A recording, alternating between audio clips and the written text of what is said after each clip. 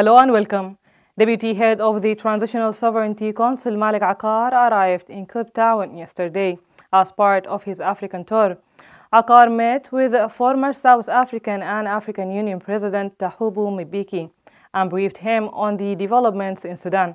Aqar affirmed Sudan's rejection of the negative interference of Kenyan President William Ruto and his sponsorship of the anti-Sudanese activities.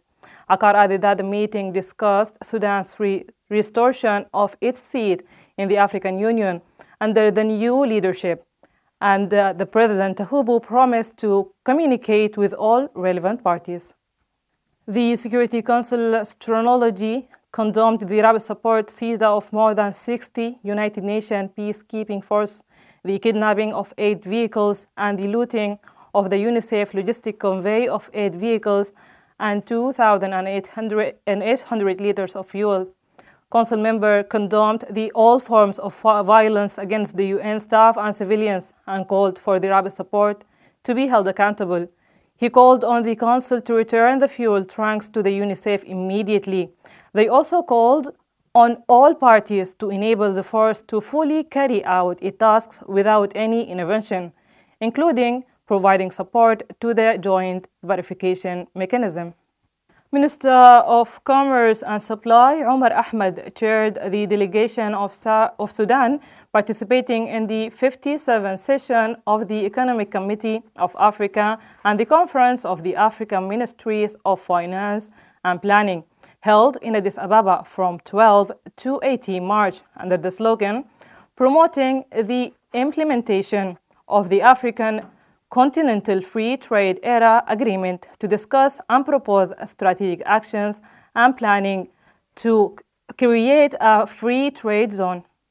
Minister of Commerce and Supply Omar Ahmed chaired the delegation of Sudan participating in the 57th session of the Economic Committee of Africa and the Conference of the African Ministries of Finance and Planning, held in Addis Ababa from 12 to 18 March under the slogan promoting the implementation of the African Continental Free Trade Agreement. Civil defense teams in Khartoum state recovered the bodies of 8 women who were killed by the militia and thrown in a well in their home in Shambat. This is the second incident after several bodies were recovered last week from the well in Al Fayha neighborhood. Dr. Haytham Zain Al Abidin, director of the Forensic Medicine Team Authority in Khartoum State, confirmed that the bodies belonged to women who had been tortured to death inside a home in Shambat and then thrown into a septic tank. He stated that the cause of death was fracture in the skull and pelvis. Israel carried out extensive strike on Gaza.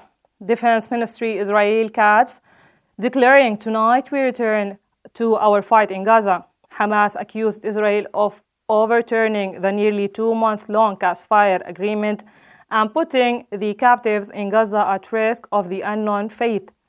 Israel accused Hamas of repeatedly refusing to release hostages and rejected the mediation offers. Israel attack has killed over 400 people and wounded hundreds more.